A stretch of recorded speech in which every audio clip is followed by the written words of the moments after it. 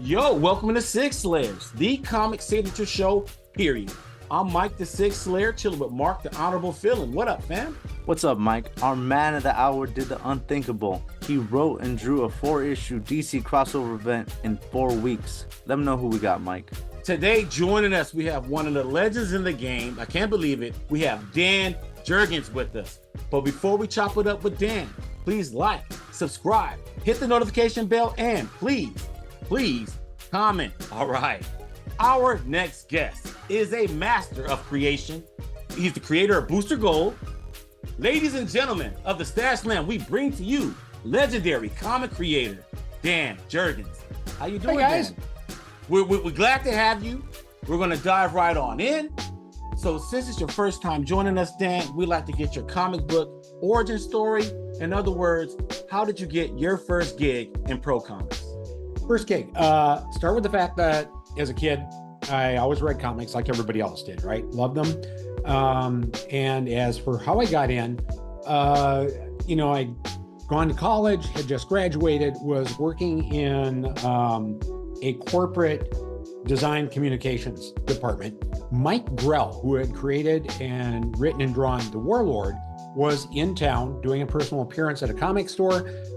I stopped and showed him my work, and he took a look at my portfolio. It just so happened that at the same time, they were going to be looking for a new artist on Warlord. And he said, get these samples in front of my editor, who was a woman by the name of Lori Sutton. And, just a couple of weeks later, I was the artist on the book. And that's where it all started. My first issue was Warlord number 63 for DC Comics. Okay, you brought up Mike Grell, and that was going to lead to our next question. What was it like working with him on Green Arrow? He's such a talented artist in his own right. And how did he communicate his scripts to you as an artist? Well, Mike, you're right. Mike is a tremendously talented writer and artist. And one of the things about his scripts is that they were very visual in nature. One of the things that I think many people may remember about that if they read it is most stories started out with, say, a 5-panel page on page 1, and then boom, open up to a double-page spread. And Mike's scripts always had a lot of room to breathe. They allowed for the artist to blow things up, to make them bigger, to really tell the story. They moved at a comfortable pace. There wasn't too much there. It was sort of, just right, just like in the middle as it should be, where the script was there to guide the artist, yet the artist had room for input. And that, to me, is what made it work. Mike's understanding of what was visual really is what made his stuff work all along. Dan, you're one of the few artists that have been inked by George Perez. Who paired you two up? And can you share with us any experience you've had with George Perez? Oh, yeah. Many. So one of the funny things about George and me working together is most people think of George as an artist. And George and I were both writers and artists, but I never got to write for George. On the other hand, he probably inked maybe 30 plus issues of stuff that I drew. George always told me he liked inking me a lot, that it fit his sensibility very, very well. I also drew some of the stuff George wrote that I think the first time we would have worked together is when we were all on Superman together.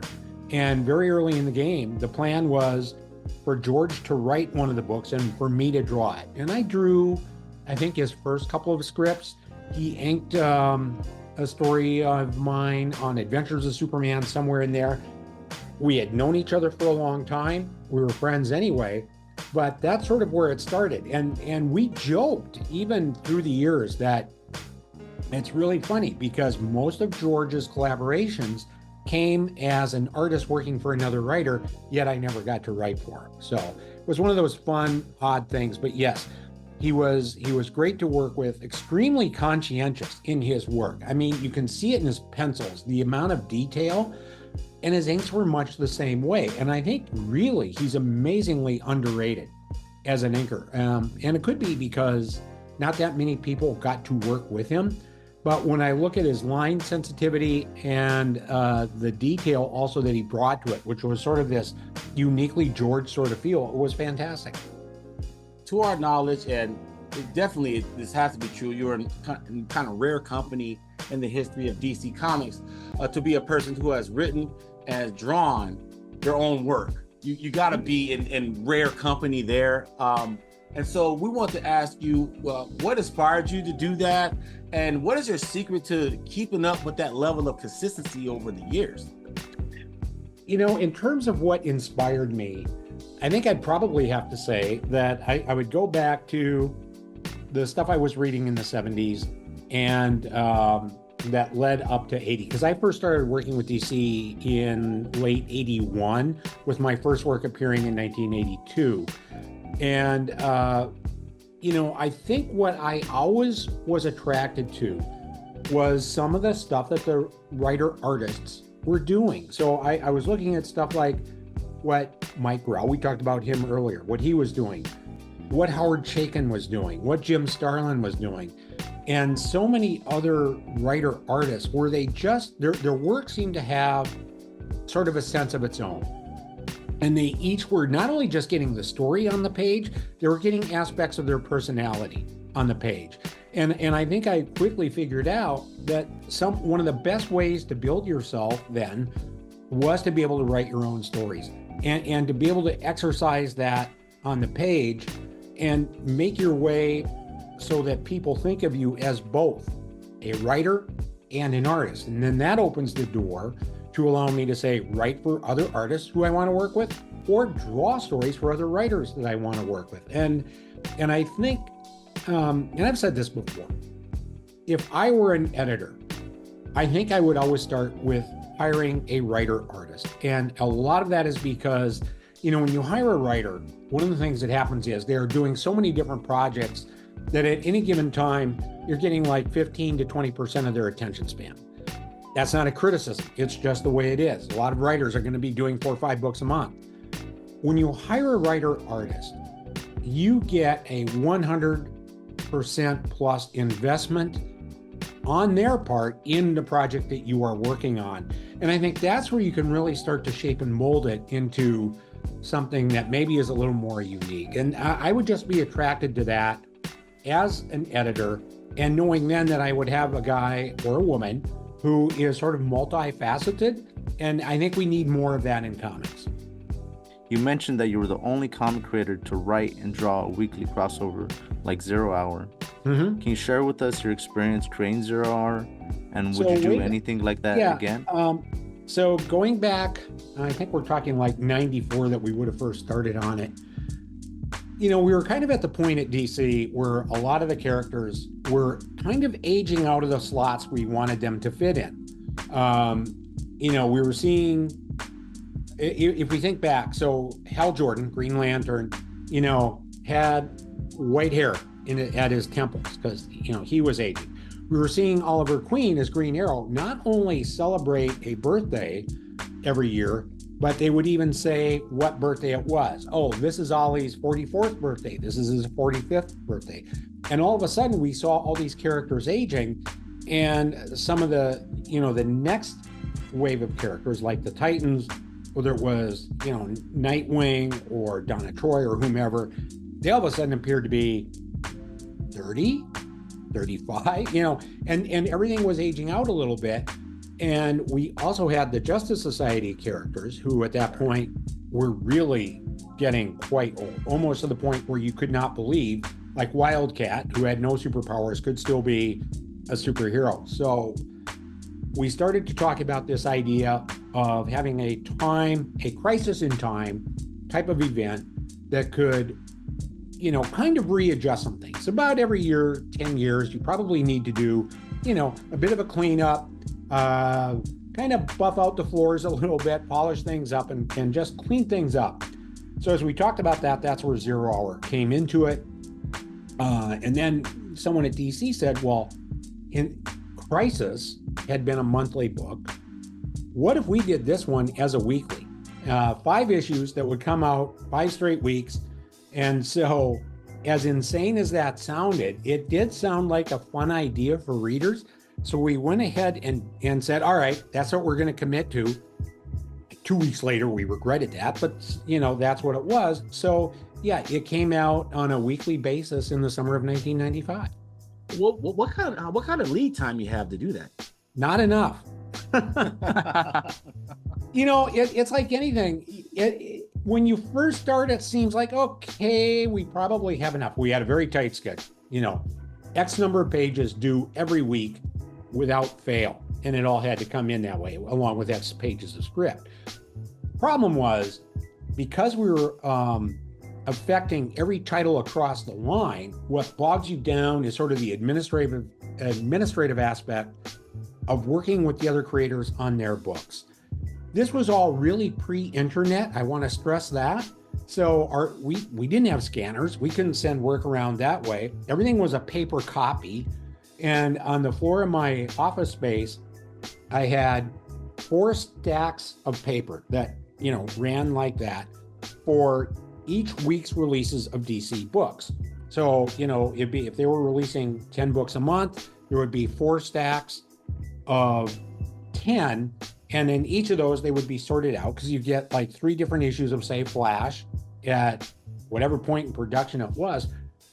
Just tracking all the work that was coming in took me as much time as it did to write and draw the book itself. But we got it done. And I did each issue, as opposed to now where so many times where we see, a new book or a crossover book that has fill-ins. I mean, I just noticed where I think it's Absolute Batman, all the push in the world, blah, blah, blah, and there's already somebody new drawing it. I think issue 4, and it's like, come on, guys, come on, suck it up. Would you ever do anything like that again? No. No, not at this point. When I was much younger, I could work insane hours and do that. I just wouldn't do that now. I just wouldn't. Yeah. You paid your dues, man. Yeah, I did. Okay, Dan, let's talk about creating Booster Gold, the designs and launching the original series. Can you tell us a little bit about creating Booster Gold? Yeah, so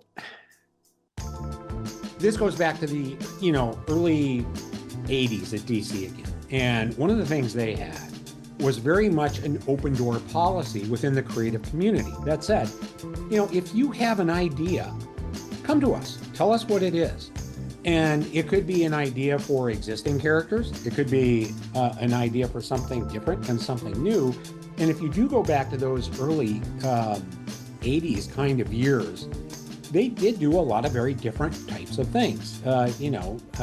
Crisis on Infinite Earths fit into that. Within a year or two after that, you had Dark Knight with Frank Miller. You had the Superman stuff that John Byrne did when he came over. But along with that, at the time, celebrity culture as we know it now was starting to either change or emerge in a different way.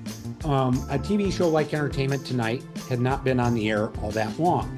People magazine had only been around for a couple of years. And it's just this idea of celebrities. We'd always seen celebrities do endorsements, but this seemed to be moving into a different level of doing the endorsements, cashing in that way, and at the same time, openly asking for and embracing that sense of fame. And I was like maybe 22.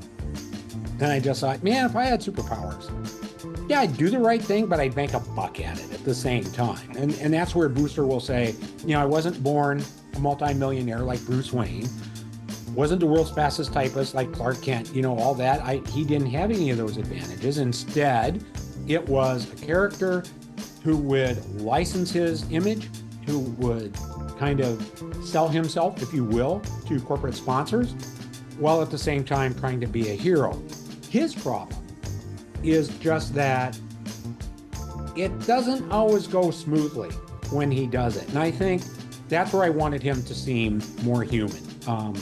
If I'm going to set out and do a plumbing project in my house, I might screw it up a couple of times along the way, get a little water on the floor, have to run to the hardware store to pick up some more parts, stuff like that. Eventually it'll work, but it's just those hiccups along the way. And I think there should be more of that in superheroics in a way, because no one does things right all the time. I think a lot of writers have interpreted it to mean that Booster Gold is an idiot. He is not. He is really smart. It's just that he's one of these people who just can't go from point A to point B in a straight line. It kind of, goes like that. They'll save lives at the end of the day. It's just getting there can be a little rocky. Perfect, straight from the creator. James Gunn announced that there's going to be a Booster Gold television series. Are you involved with the series development in any way? I am not. I don't know where that stands. Maybe I need to know a little bit more about Booster before they give me a call. Who knows? Tell us how you got started on Superman and Superman's impact in your career. I mean, it's like there's certain creators that are synonymous with iconic characters, and you are definitely synonymous with Superman. And so can you elaborate a little bit more? Yeah, I can. So, in a way, this goes back to Booster Gold. I mentioned earlier John Byrne had come to DC to overhaul the entire Superman universe. And it was right around the time where he had left. And I know Mike Carlin, an editor from Marvel, had come in and taken over the books while John was still working on them. And then when John left, he started to look around and cast around for other, creators to help out on some of this stuff. Marv Wolfman and Jerry Ordway were already there because they had been doing a book in conjunction with John's stuff. And Mike saw an issue of Booster Gold pencils in the office. I think it was issue 17, where he saw that and he said, I think this guy should be doing Superman. So he gave me a call. He had an annual that had just been written or was being written by Jim Starlin and said, do you want to draw this? And so, work with Jim Starlin? Why not? So, of course, I took that on, and really right from about that moment, I always had Superman stuff on my board, because as soon as that was done, I think I did a fill-in or two, and then backups that appeared across the books that Roger Stern had written. So, from the day I started on that annual, I was pretty much there in the group, and then within a few months moved to Adventures of Superman as artist, which at that time, to take us full circle, was being written by George Perez. Whose idea was it to kill off Superman? And is there any way to break down everyone's assignments in that? Because there was a lot of titles happening, and the story kind of hopped over from title to title. Yeah. So to back up just a bit, we every 8, 9, 10 months we get together as a creative group. Those of us who are working on the books. When it was 3 books, it was the writers and artists of those 3 titles. When Man of Steel started, and John Bogdanoff and Louise Simonson joined, they came in the group as well. And what we basically did is get together and say, what's happening in the Superman titles at this point? Earlier, we had touched on the general idea with a little bit of conversation about perhaps doing the death of Superman. But whenever it came up, we said, it's a cool idea, but we never had any story. So at this time, and this meeting took place really in like the first week of November of 1991, we had other story kind of planned for the issue that wasn't going to happen. And I walked into the meeting, I had a yellow legal pad, and I just had 2 ideas jotted down on it. One of them was Monster Trashes Metropolis, and the other one was Death of Superman. And as we sat in the room, we threw out some ideas. My memory is that I suggested it. A couple of people said, yeah, maybe. And then we moved beyond that and started talking about other ideas. And then Jerry Ordway brought it up again and said, no, maybe we should kill him. And Carlin said, why? You don't have a story. That's just what, and we didn't have a story. And we just talked about the idea of it all. And what was the story behind it? And in a way, we started talking about, how would the DC heroes react? How would Clark's parents, Ma and Pa Kent, react? What else would happen within the context of the DC universe? We even talked about a funeral. What kind of funeral would exist for Superman?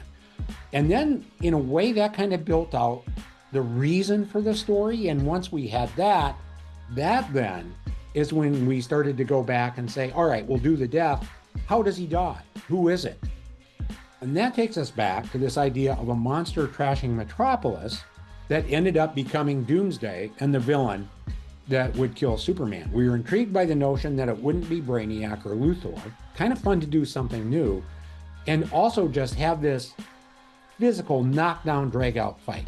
Because one of the things I've complained about all the time is that Superman and Luthor couldn't fight. You know, Luthor was a normal guy in a business suit. He didn't even have the kind of cybernetic armor at that point. If you look at Toyman, guy in a suit, the Prankster, guy in a suit, it's like Superman had all these villains he couldn't fight. I wanted to draw a big, kick-ass, knockdown, drag-out fight, and that then all kind of started to come together as the death of Superman. You mentioned about how all of these fictional characters would react. How did the actual world react to the death of Superman? We heard that maybe some creators may have received death threats over this. Nerds were enraged. Yeah, at one point, it did kind of get to that level with Carlin and I were both kind of getting some of that reaction in the office, to the point where we did have private security agencies soliciting us as clients, which was a little weird. Again, this was all pre-social media, and I think that, okay, to be frank, throwing a death threat up on Twitter is like remarkably easy. When people take the time to write mails and make the phone calls, you take it a little more seriously.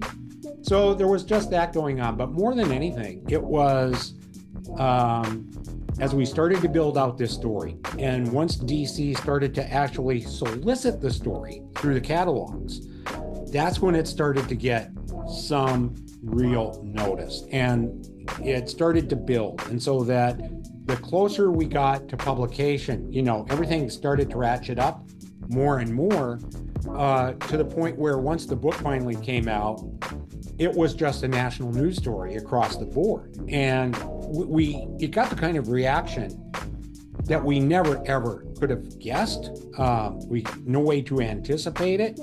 It's still stunning to look back on to this day. Dan, we're going to throw a couple names at you. The first one, and whatever comes to mind. The first one, Brett Breedy. Great inker, fabulous inker, one of the best there is. You know, it's funny because we have worked together a long time, then took a break, and then a couple of years ago started doing a couple of covers for Marvel, and have since done a few things at DC as well, and are back doing covers, several covers at Marvel again. So yeah, it's always a pleasure to work with Brett. Good friend. All right, here's another one, Norm Rapmund. Different. This is the thing about inkers. They're all different from one another, yet they all have this integrity to their work and their line that is special. Norm is another one who is, and really very much identified as probably the inker on Booster Gold. Okay, so now we're switching gears and moving on to Convergence and Jon Kent. There was a lot of confusion in the comic book community that came out of the wake of Convergence and what happened to the New 52 Superman, and you know what happened with all that. So for those who are still confused, could you explain how the post-crisis returned in Convergence? I'll try and do a condensed version because it's a bit of a long story. So yes, when the New 52 launched, one of the realities of the New 52 is the new Superman, who at that point was no longer married to Lois Lane, right? Lois was seeing someone else. Clark was young. He was single. We had a very different set of circumstances around all the DC characters at that point. In that, I think we lost our understanding of how these characters fit together. What was the context in which all these characters existed? For example, you know, I was working on Green Arrow when the New 52 launched. That was one of the books I did. And I'd say, okay, had Green Arrow and Green Lantern had their, you know, road trip that was so famous in terms of what Denny O'Neil and Neil Adams did, is that part of their past? I was always told yes. And then a couple issues in, when I wanted to refer to it, they had changed their mind and said, no, they never had the road trip. And this is what I mean, that when your entire audience thinks of Clark and Lois as having been married, for example, and then they no longer are, it just disrupts things. Batman didn't have any changes. Green Lantern himself didn't have many changes. Green Arrow and Superman did. And that's where I don't think readers really understood how these characters fit together. I say that because as creators, we didn't necessarily know how they all fit together. But one of the things that was gone was this sense, I think, of Superman being the preeminent hero in the DCU. And as I said, his bond with Lois had been broken. So, side element here is all of a sudden, DC is going to move its offices from New York to LA. One of the things they were going to need to cover that move was a project that would exist in the meantime that we could prepare in advance, and that was called Convergence. In this, we have Brainiac has put together a planet where he has collected elements of DC's past and put them in domed cities on this planet. In one of those, there is a domed version of Metropolis where we go back and find here is Superman, here is Lois, as they existed prior to the New 52. None of these characters have powers because the domes, essentially mitigate their powers. That's why they can't escape. So we have Clark Kent. He's just wearing, a mask. And when I say a mask, like a ski mask, black turtleneck and stuff, doing what he can, almost Batman style. But in all of that, that was part of Convergence, which was a 2-month event that really wasn't supposed to survive at all. And it was just going to be 2 months, give DC the chance to move. Planet's going to get destroyed, everybody dies, and we all go back to the New 52 characters. But as part of that, and doing the Superman story that was on this planet, I had said, what if Lois is pregnant and they have a baby? And this is young Jonathan Kent. My vision at that time was, if the planet is going to die, what if Lois and Clark take that infant and put it in a capsule and launch it into space as that planet blows up? And I told Dan, I said, this could be DC's future somehow. As far as that child in that rocket, maybe it goes to a new universe, maybe it starts a new universe. I don't know what it is, but it's a future element that we can build from. Then, so those were the initial discussions. And out of all that came this idea that eventually they wanted to get back to the previous version of Superman and Lois. And they realized that there was something there that worked that wasn't working with the New 52 Superman. How do we get them back to the DC universe? And so out of Convergence, that's then when I did the Lois and Clark Superman and Lois miniseries of 8 issues that Lee Weeks drew, where we showed he had been on the planet all along, watching from afar, while they lived out in the mountains of California, raising their son, John, and him wearing the black costume and the Justice League and no one else even knowing he was there. That's the explanation behind Convergence. That's how John came to exist. John's first, really, he was born in Superman Convergence #2, and has been around ever since. Okay, you're the segue captain, man. You guys, as a writer, you have to think about all these eventualities. Here's a fun question: How do you explain Lois Lane giving birth to a Kryptonian? my man Mark here has a vitamin D theory. Let's roll it back a little bit. When I talked about the characters being under the domes, right? I said they didn't have any powers. My man, Dan the man thinks of everything, loves it. That's great. All right, Dan, let's move over to DC versus Marvel. We just interviewed Ron Mars, who is also involved. Can you tell us how you got involved? I had been told about the project and that it existed. Although when I first heard about it, it was very loosely defined. I knew that there was going to be something.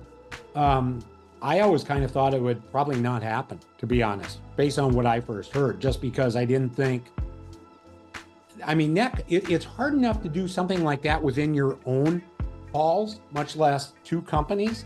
So I just assumed, yeah, nice idea, but don't know if it'll ever go anywhere. And then one day, Mike Carlin, who was DC's editor on the book, gave me a call and said, all right, this is official. I would like you to draw, DC's portion of it, because both Marvel and DC were going to name a creative team. So it was Peter David and Claudio Castellini from Marvel, Ron Mars, and me from DC. And he said, are you in? And like so many of these things, I said, yeah, can I start now? That's one of those things you don't think twice about. And it was just a thrill to be in on that one. Because as I said, whenever it's one of those things that you don't think could possibly ever exist, to actually have it come and be a reality is really special. So that was great to be a part of. Let's talk about this other monumental moment. You're involved with the record-breaking Action Comics 1000.